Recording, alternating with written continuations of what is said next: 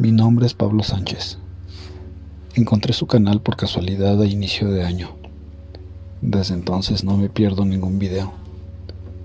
Los shorts son increíbles. Es fascinante que en un minuto puedan contar tan buenas historias. Ahora yo les cuento la mía. Soy sacerdote, pero no de los que acostumbran oficiar misa y bendecir medallas. Con todo respeto para esos colegas,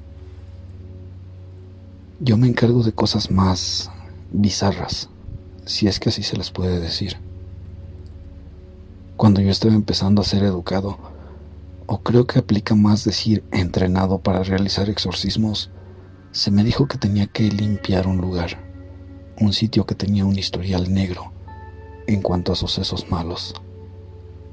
Me dijeron que siempre se trataba de lugares en donde se pusiera a prueba mi serenidad y mi fe, que estaba yo a punto de entrar en algo que dista mucho de lo que se ve en películas.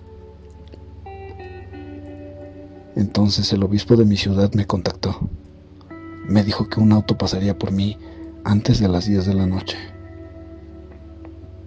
Cuando pregunté qué tendría que llevar, la única respuesta fue fe. Una persona llamó a mi puerta a eso de las 9:30 de la noche. Luego de saludarme, me pidió que subiera al auto. Si he de ser honesto, para ese punto yo comenzaba a dudar de lo que venía. Incluso dudé de mi vocación. Más por curiosidad que por convencimiento, subí al auto. Me condujeron por alrededor de 40 minutos, en un incómodo y completo silencio, hacia las afueras de la ciudad. Por obvias razones, no diré el lugar exacto. Cuando estábamos en plena carretera federal, el conductor me dijo: llegamos. Hasta aquí llego yo.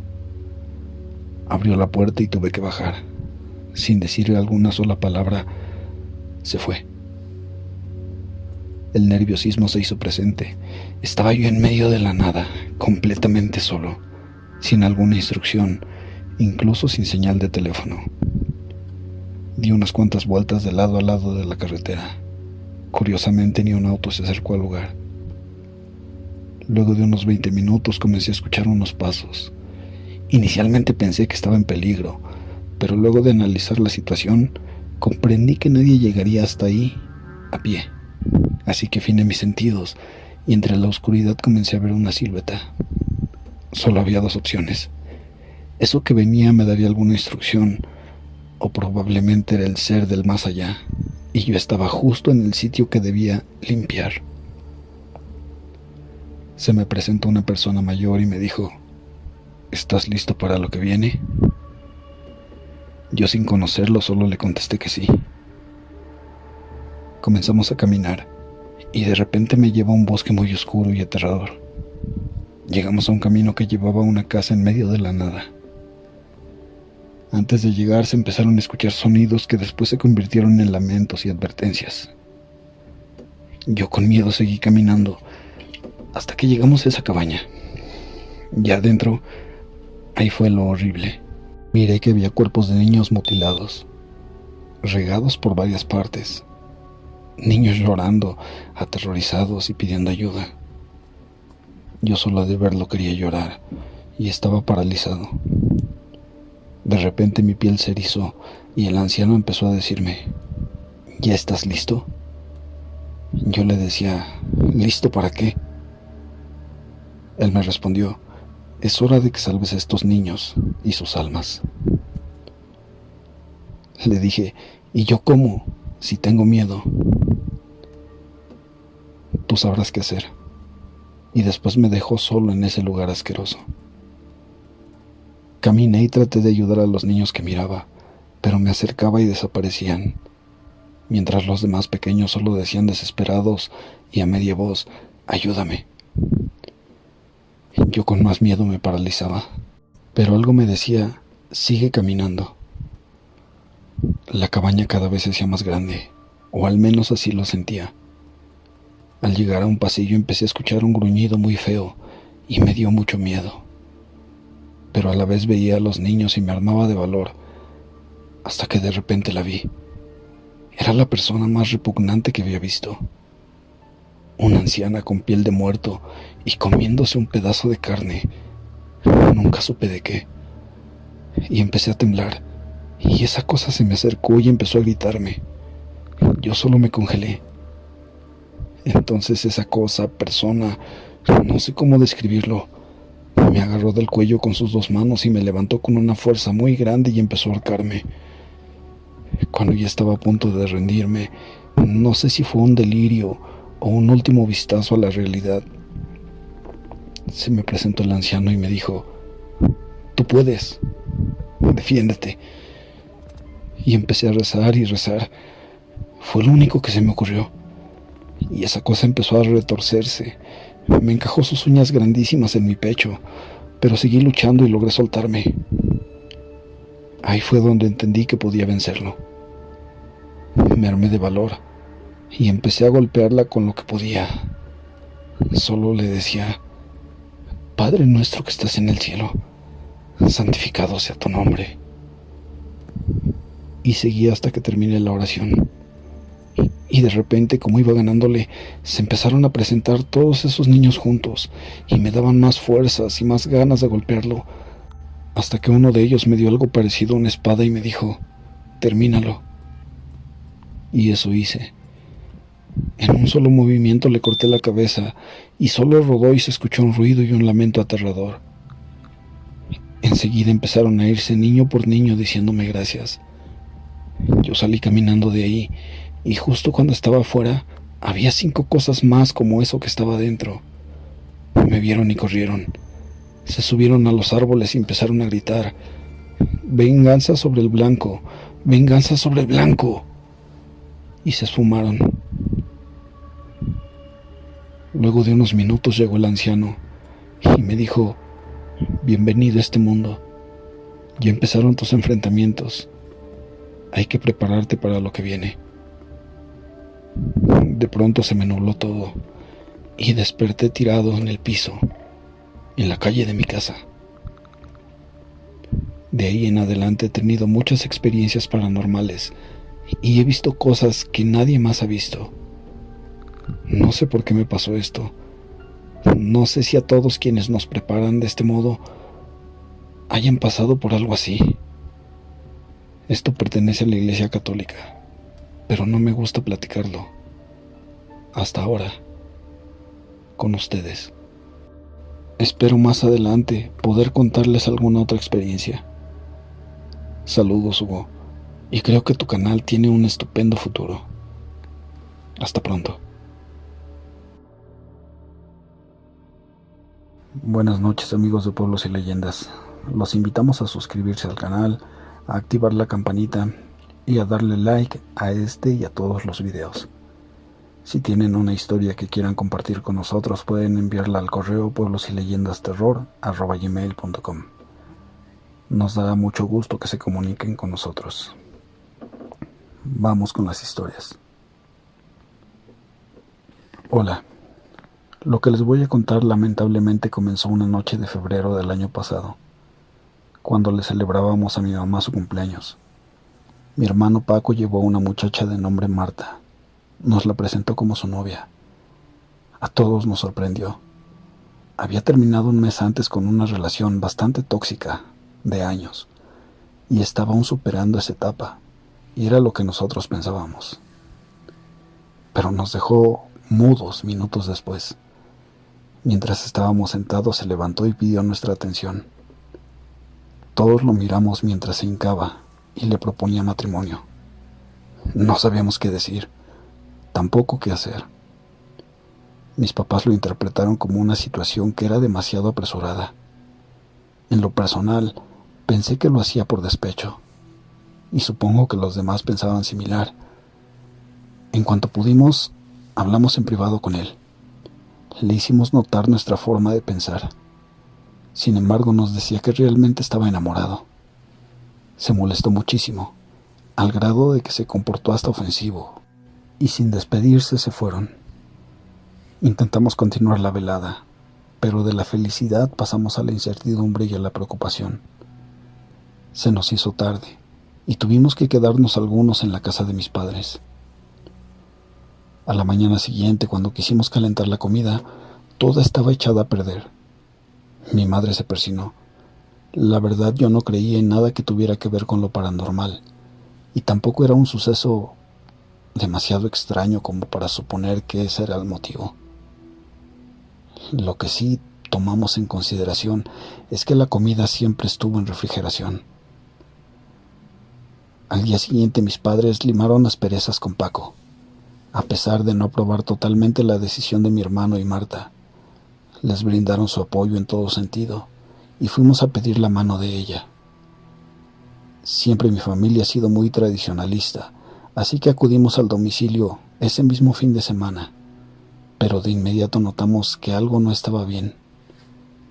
La casa se sentía fría, un poco lúgubre hasta cierto punto.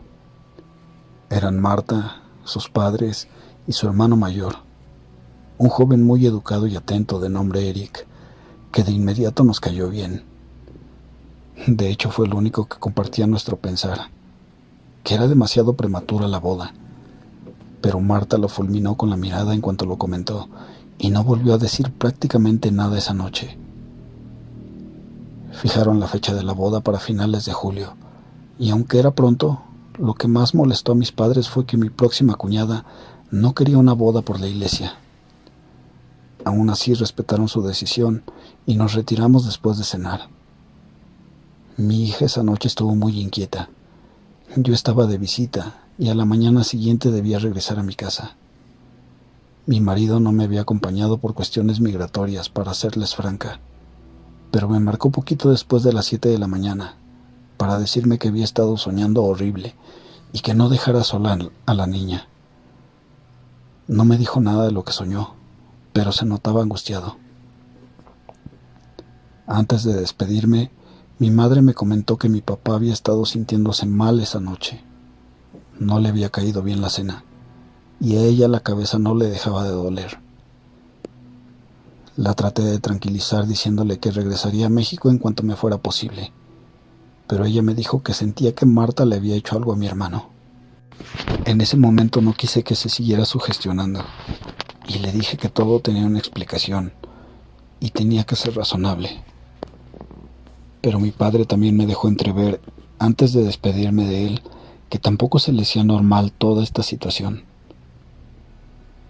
Durante los siguientes días mi mamá me decía que no podía dormir y sentía como un mal presentimiento, que mi hermano les hablaba muy poco o casi nada, y en las ocasiones que se veían siempre iba con su futura esposa. Pero mi hermano tenía un olor raro y se veía muy delgado y demacrado. Por mi parte, en mi hogar, por todo discutía con mi esposo.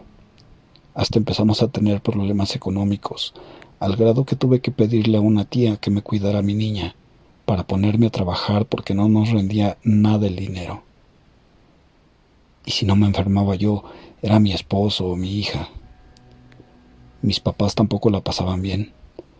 Todas las noches decían que escuchaban como si alguien caminara en la misma dirección en la azotea, pero mi papá se llegó a asomar sin ver nada.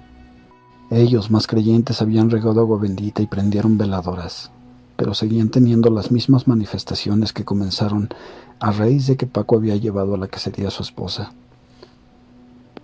Al principio yo no lo podía, o mejor dicho, no lo quería creer, pero leía relatos y muchas personas nos comentaron cosas que encajaban con lo que nos sucedía.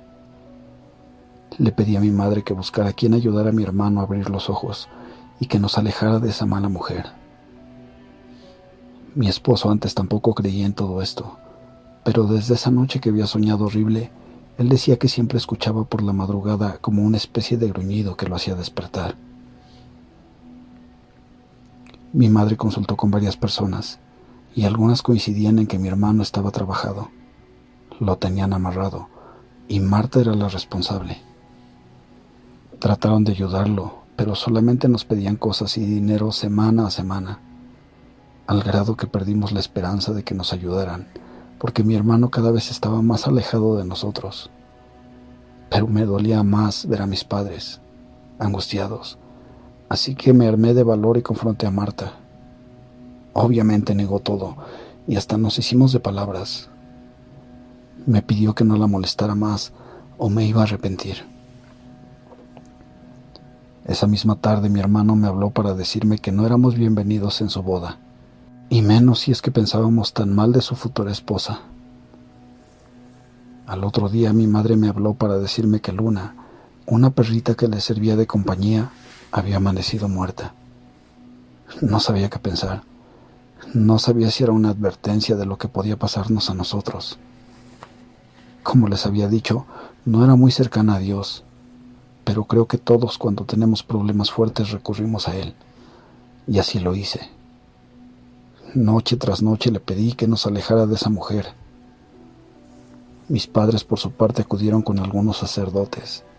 Algunos no quisieron ayudarlos, otros bendijeron la casa y les dijeron que no dejaran de ir a misa. Aún así no cambiaba nada. Por el contrario, las cosas continuaban empeorando. Bichos en la casa, moscas que no sabíamos de dónde venían, y pocos días antes de que se casara mi hermano, mi madre empezó a ver sombras en la que había sido la habitación de Paco. Hice un último esfuerzo. Busqué ayuda por mi parte. Una prima me habló de una persona que por la distancia y por todo lo que nos habían hecho gastar las anteriores, dudé en llamarle, pero algo me decía que lo intentara una última vez.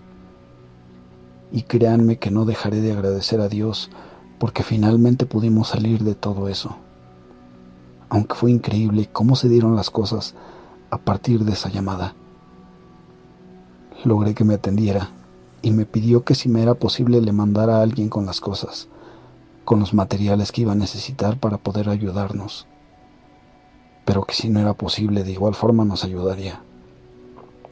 No nos iba a cobrar nada, y eso fue lo que más confianza me dio. Le comenté a mis papás y ellos acudieron a donde estaba al otro día. Mi mamá le quiso dejar dinero, pero esta persona no se lo aceptó. Les dijo que no era necesario. Mi padre insistió, sin embargo, les dijo que no era permitido cobrar. A todos nos dijo lo que teníamos que hacer, cada uno en su hogar, y empezó el trabajo esa misma noche.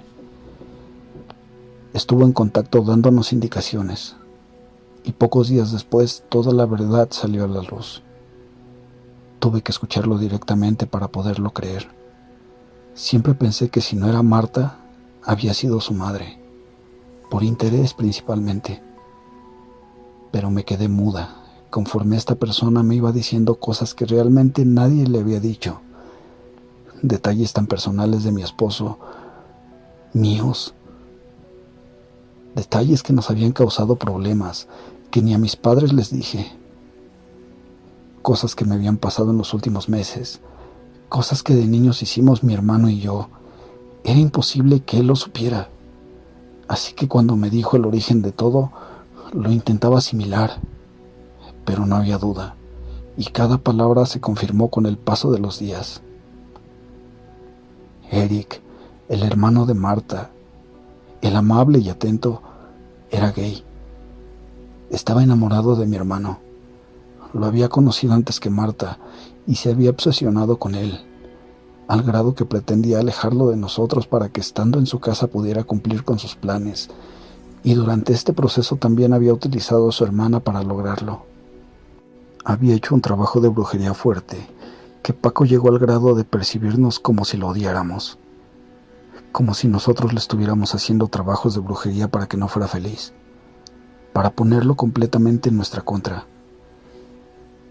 Nos pidió que no lo confrontáramos, y que ese mal que nos había hecho se regresaría sin dañarnos, pero que Eric sufriría las consecuencias por invocar energías malignas.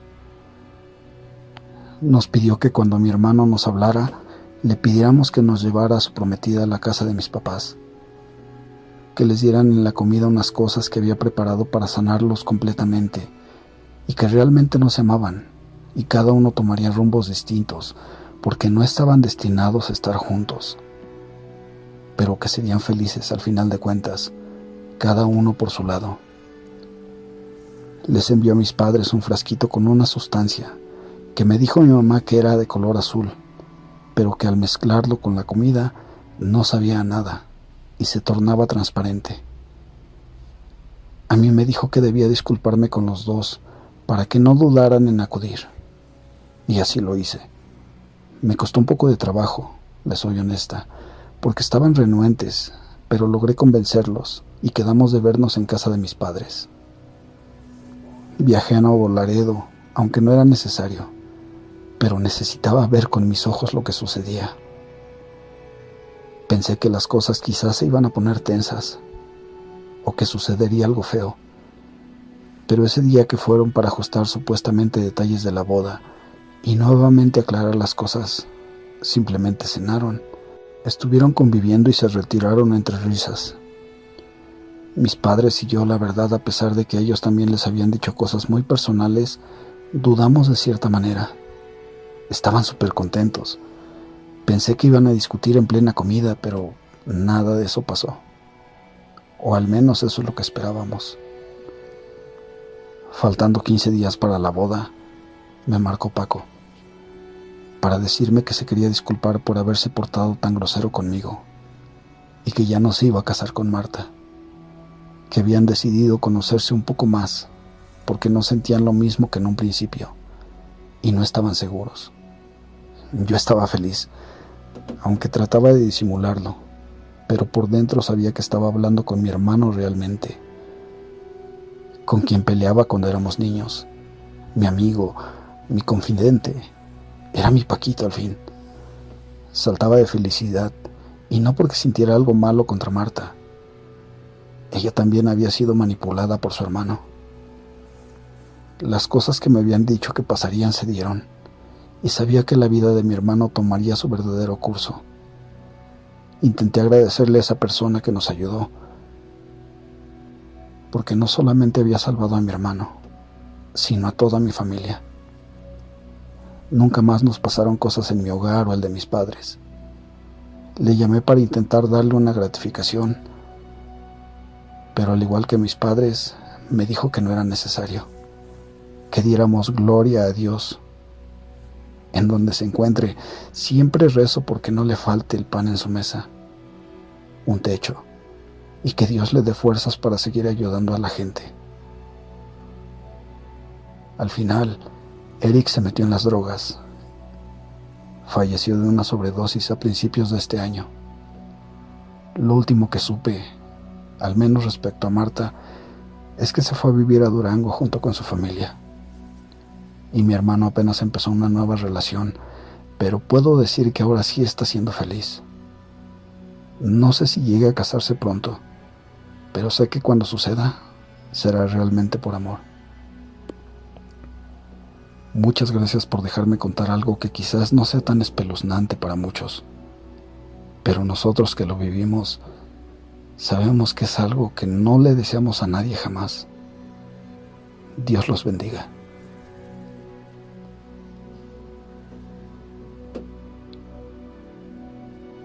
Muchas gracias a todos los que nos escuchan. Gracias por habernos acompañado hasta el final de este video. Los esperamos en la próxima emisión. Revisen debajo de la cama, apaguen la luz y no olviden cerrar la puerta.